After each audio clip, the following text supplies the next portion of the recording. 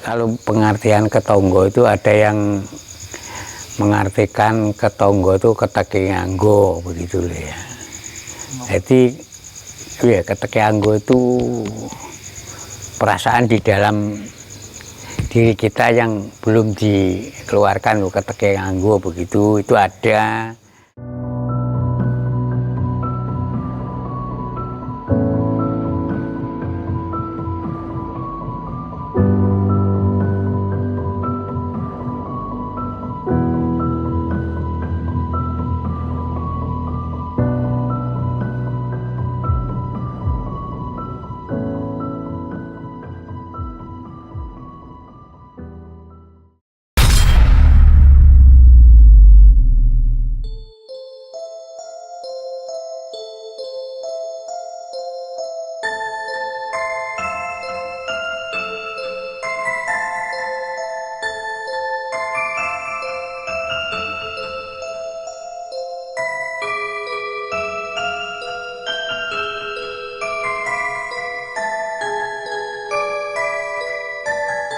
Halo Sobat Javangan, dimanapun kalian berada.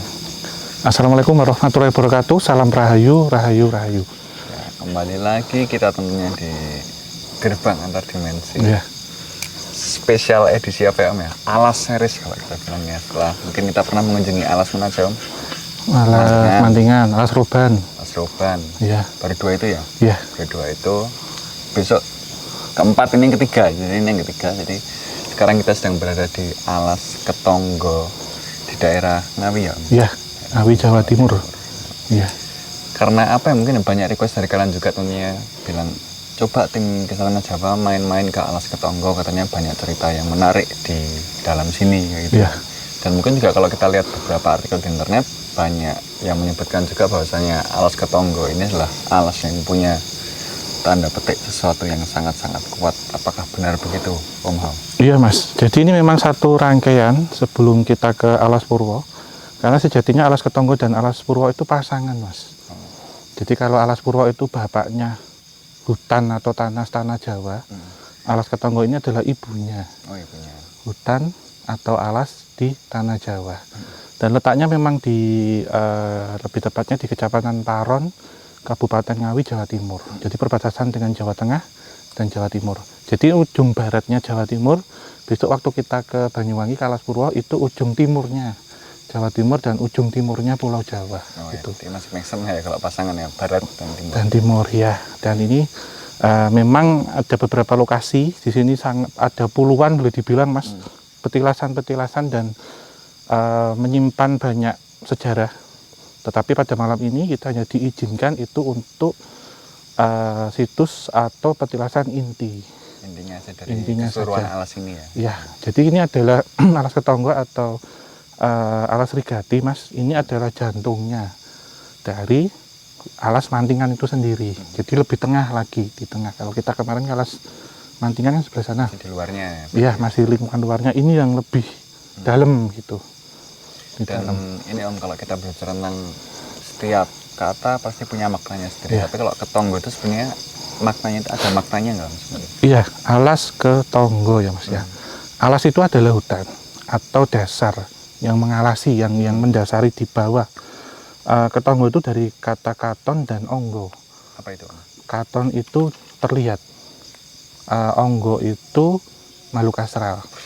Jadi kalau di sini yang jelas hutan yang memperlihatkan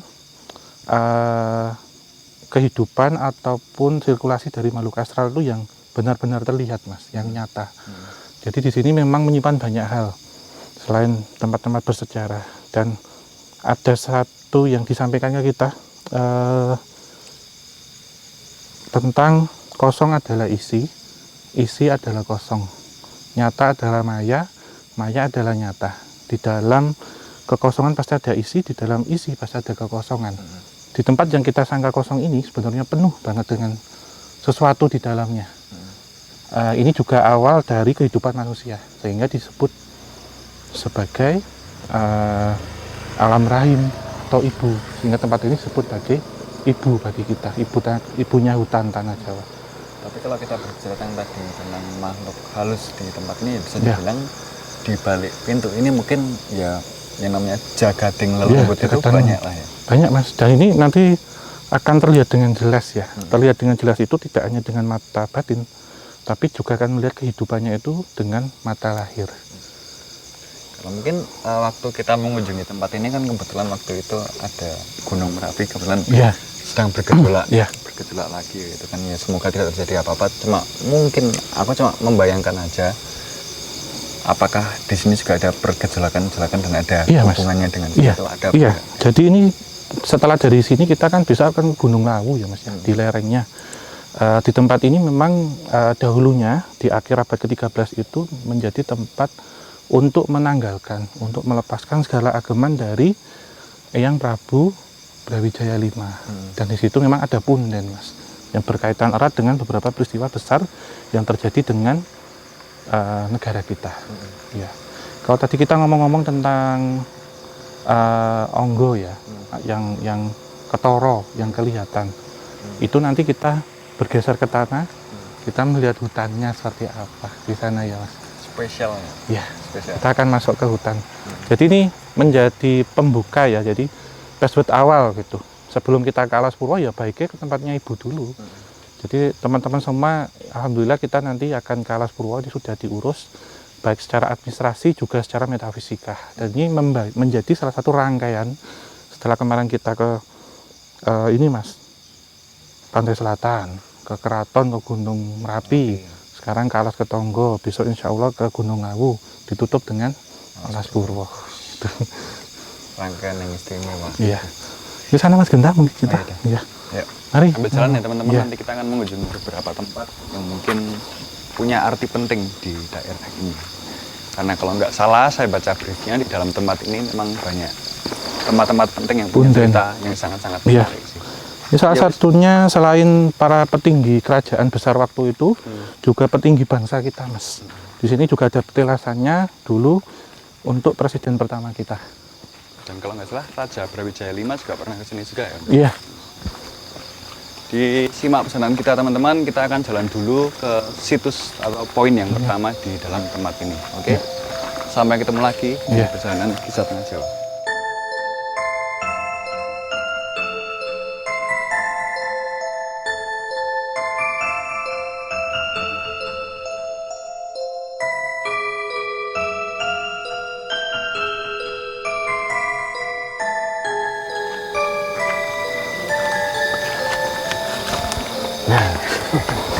Sekarang ini teman-teman kita sudah berada di termasuk di salah satu jantung dari hutan Alas Ketonggo ini sendiri ya Om. Iya. Hutan yang dipercaya banyak kaum spiritualis punya energi yang cukup besar. Tapi kalau aku boleh tanya ya Mas, sebesar apa sih energi di sini itu? Sebenarnya ini Mas, muatan sejarah sama komunitas astralnya. Kalau kita rasakan sekarang ya, karena dahulunya memang ada seorang perantauan ya, Begawan Srigati, itu yang pertama kali seperti halnya bersemedi di tempat ini. Dan lewat beliau ini kemudian menurunkan beberapa kerajaan-kerajaan. Jadi tidak secara keturunan raja langsung, tetapi darah. Sehingga itu ada ke barat itu menjadi kerajaan Pajajaran, ke timur menjadi kerajaan Kediri, dan salah satunya Majapahit dan juga Mataram yang sekarang. Jadi cikal bakal yang melahirkan Mas, melahirkan banyak piai-piai agung waktu itu, sehingga hutan ini menjadi ibunya. Karena di sini kalau kita lihat ya, Alas Ketonggo sendiri kan mencerminkan orang yang melakukan tetira, semedi, ngalap berkat dan macam-macam.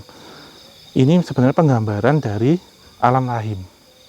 Jadi sebelum orang dilahirkan, itu kan pasti ada di alam rahim dulu Mas.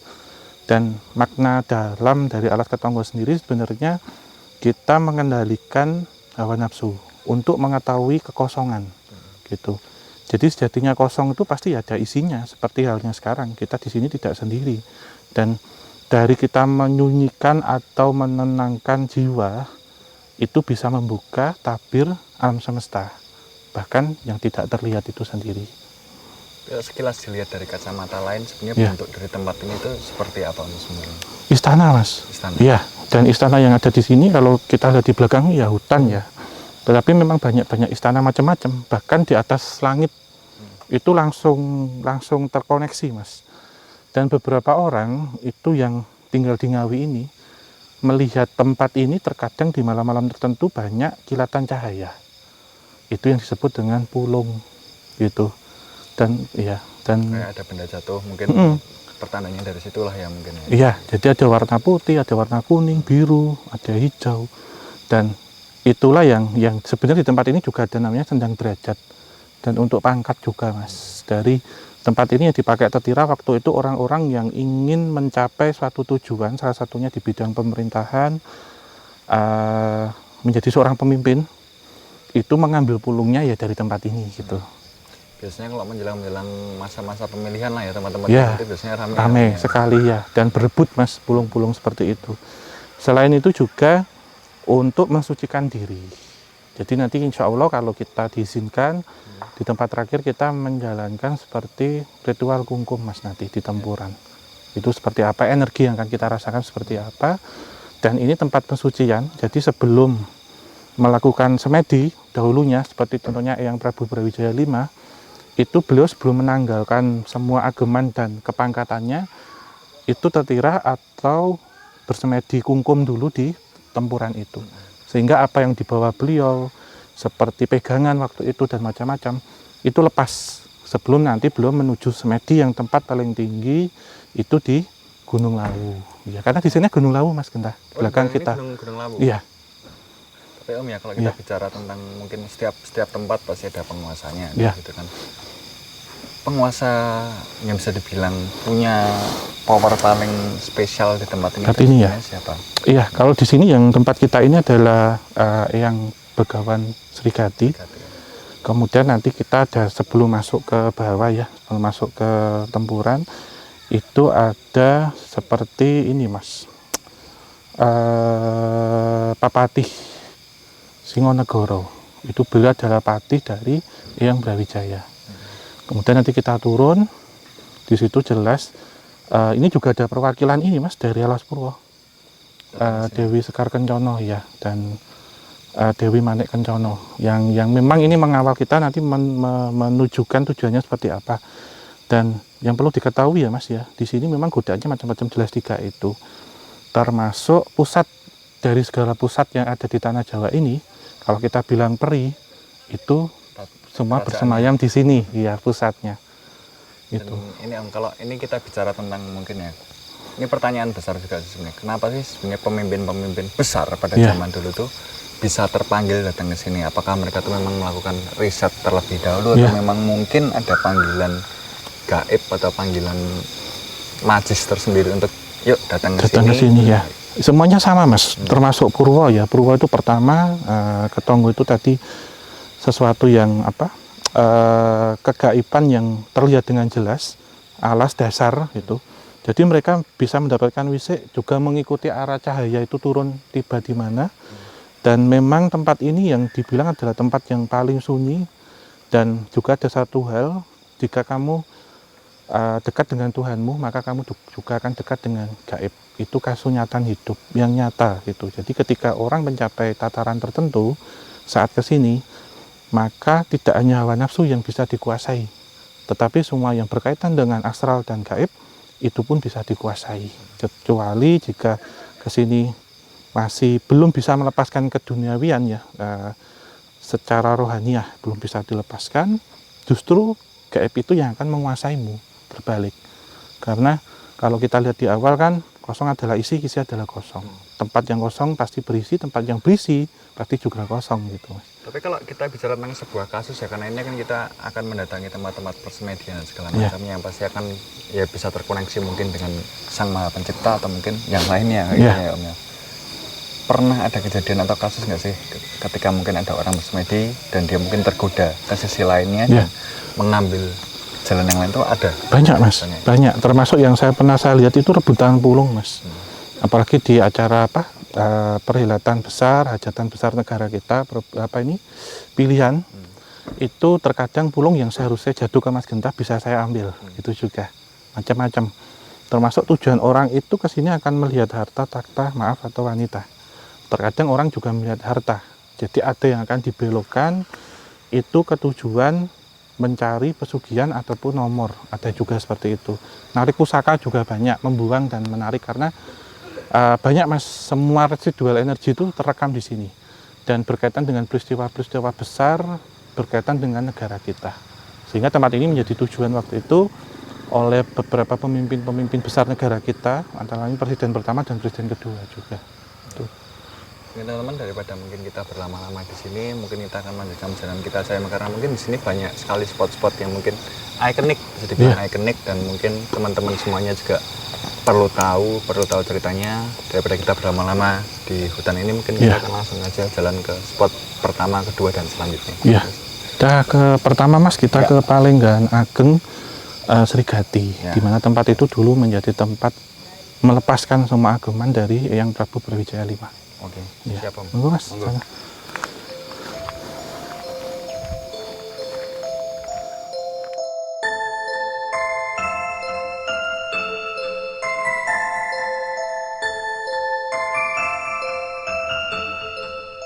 Oke Sobat Jawanika semuanya, sekarang kita sudah sampai di Palenggahan Agung Srigati. Ya.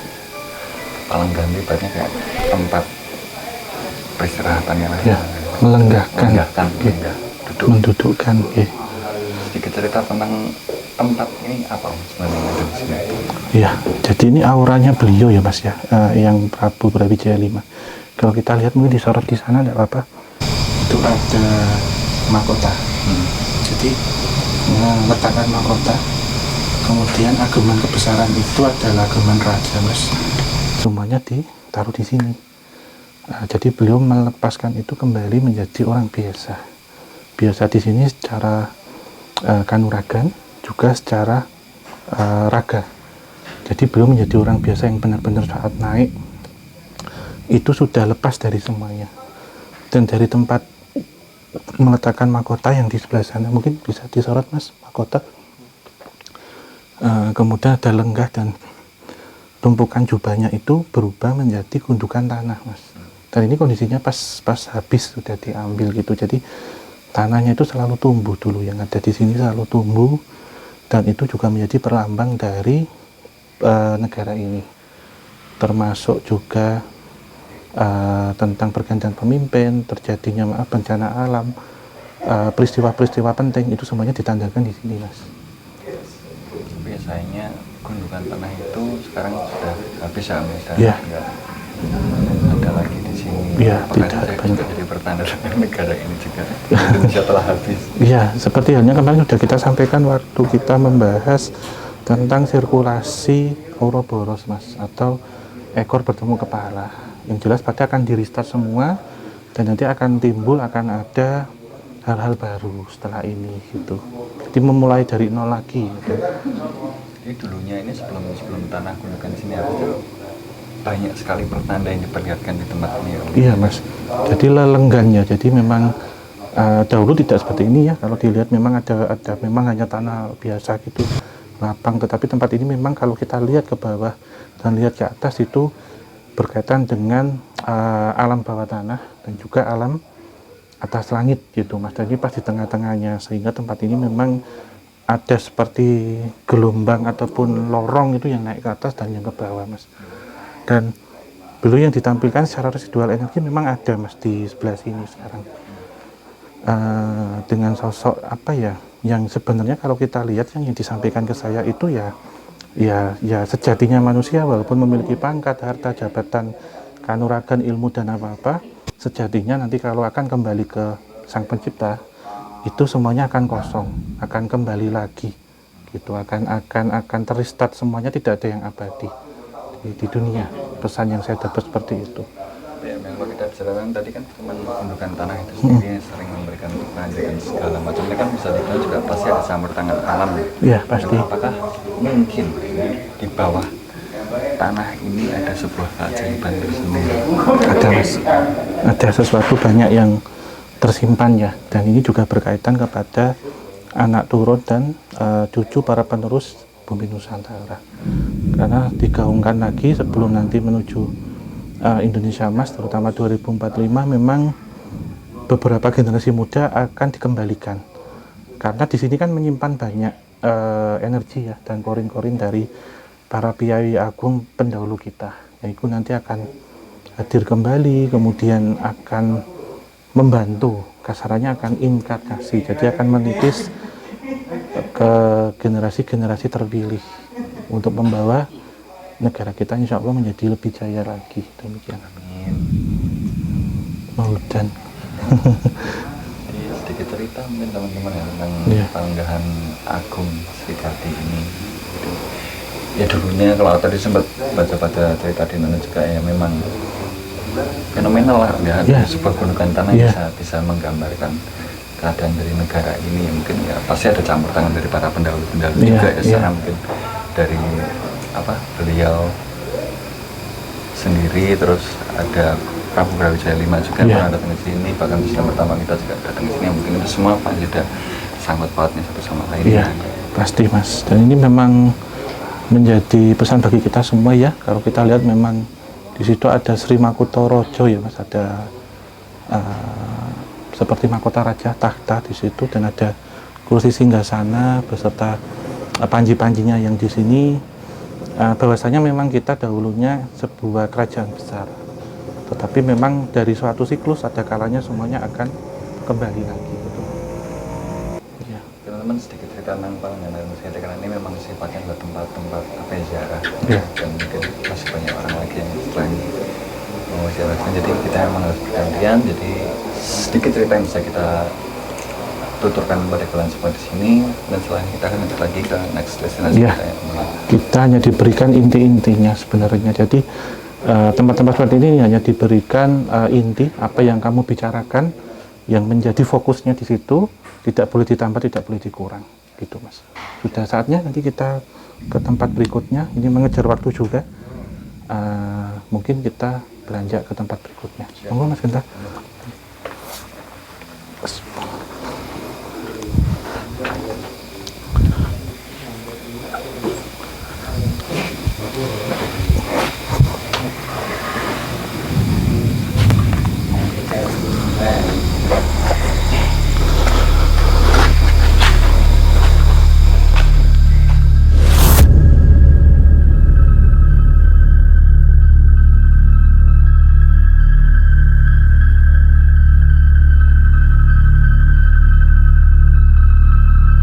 Tapi ya ini pertanyaan mungkin agak-agak global ya. Kenapa sih sebenarnya air dari tempuran itu kok sifatnya bisa menetralkan semuanya, itu kenapa Om?